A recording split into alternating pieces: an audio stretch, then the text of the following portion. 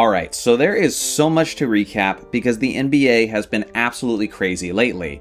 It was so nuts the week of the Super Bowl that I honestly kind of forgot at some points that the Super Bowl was even happening. That's how much everybody was talking about the NBA. It was simply one of the craziest trade deadlines in NBA history. First off, as you all know, Luka Doncic was traded to the Los Angeles Lakers in exchange for Anthony Davis, and what I do believe was the most shocking trade in NBA history.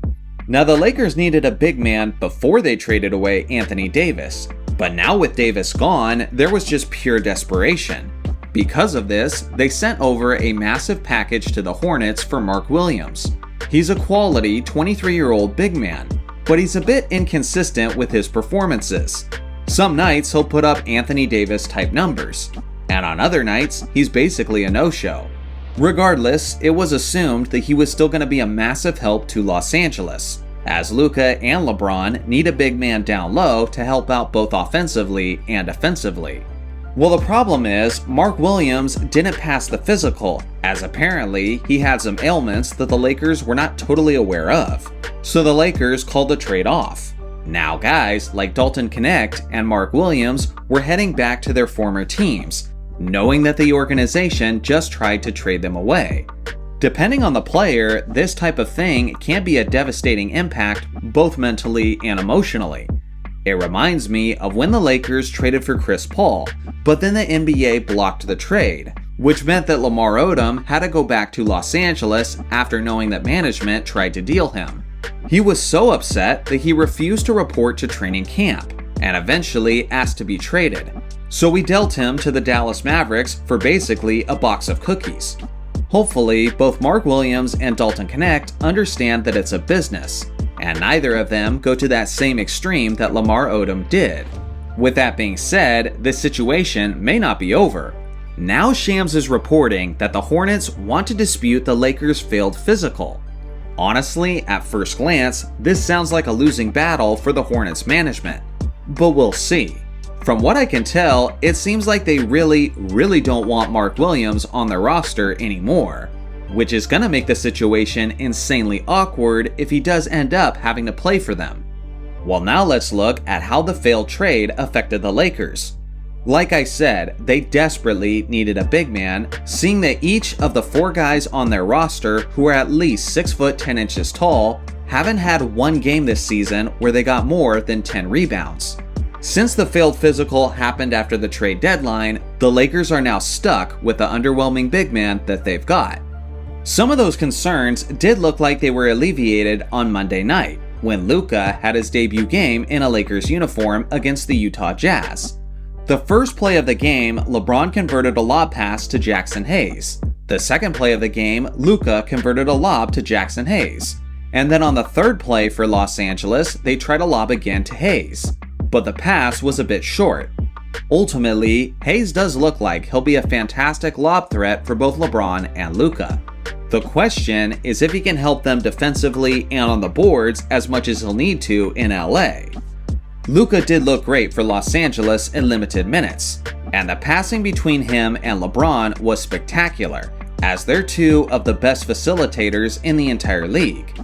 When it came time for substitutions, JJ Redick started staggering LeBron and Luka's playing time, which I think is brilliant, because they both run the floor in a similar fashion, and this means that the team will rarely have to operate without at least one of them essentially playing quarterback. When I talk about the reasons why I like JJ more than Darvin Ham, this is one of them, as I think he's way smarter about adjustments and substitutions. I also have to mention how dominant LeBron James has been of late. He almost seems rejuvenated from the Luka trade. Since the trade became official on February 2nd, LeBron is averaging roughly 31 points, 11 rebounds, and 8 assists, while hitting 58% of his shots and a remarkable 55% of his 3-point shots. And his Lakers have won every game during that stretch. Just jaw-dropping stuff from a 40-year-old superstar. Ultimately, the Lakers crushed the Jazz 132-113, and they look fantastic in the process. With that being said, it was the 12-40 Utah Jazz, who have the second worst defense in the entire league. So there's a lot of teams that look really great against these guys. It's gonna take some time to see just how solid the Luka-era Lakers truly are. The Dallas situation, on the other hand, is an absolute mess. The fans are extremely upset to say the least. Season ticket holders are being issued refunds, and the fans held a massive protest outside of the stadium. For a brief moment, there seemed to be a glimmer of hope, as Anthony Davis was looking like a beast in his debut game. He had 24 points, 13 rebounds, 5 assists, and 3 blocks. And that was in the first half alone. Then, in typical AD fashion, he got hurt in the second half from a non-contact injury. Now he's estimated to miss several weeks as a result. As nightmarish as this situation currently is, it could be getting way worse. Because what almost no one is talking about is the fact that Kyrie Irving is a free agent this offseason. And if he's as unhappy as everyone else in Dallas, then it wouldn't be surprising to see him head elsewhere. Believe it or not, this was only the surface of the NBA trade deadline. Jimmy Butler finally got his wish and was traded away from Miami, and is now playing alongside of Steph Curry in Golden State. Here's the complete trade listed on the screen.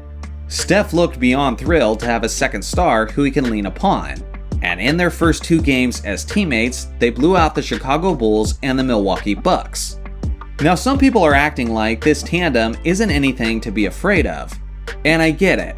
Steph is about to turn 37 years old, and Jimmy Butler is 35. With that being said, Steph is still that guy who can heat up quickly, even if he's regressed a bit.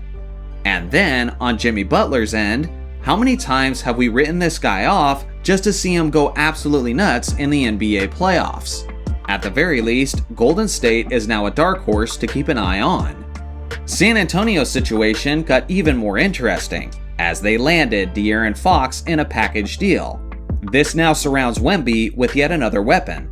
Right now, they're the 12th seed in the Western Conference, so it's gonna be tough to get into the playoff picture, but I'm hoping they do. A lot of trades went down, including many all-star players. So to keep it brief, here are the noteworthy players who were dealt before the trade deadline. Now, what's crazy is that all of this player movement has somehow overshadowed one of the greatest 2-man MVP races in NBA history, as Nikola Jokic and Shai Gilgeous-Alexander are balling out of their minds.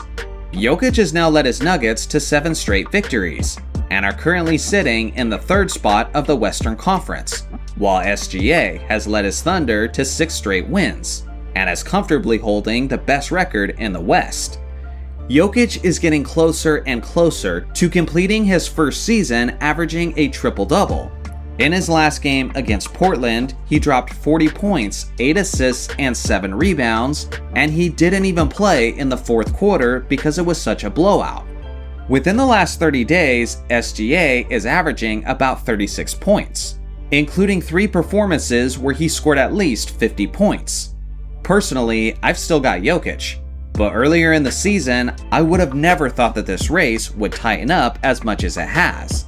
But give credit where credit is due. Both of these stars are playing out of their minds at the moment. So let me know in the comment section below, who would you vote for this year? The Joker or SGA? Here's the current NBA standings. And here's the latest MVP power rankings according to NBA.com. So what stood out to you in the last couple weeks of the NBA? I look forward to hearing your thoughts in the comment section below. Thanks for watching as always, make sure to like and subscribe for more basketball content, and I'll see you guys in the next video.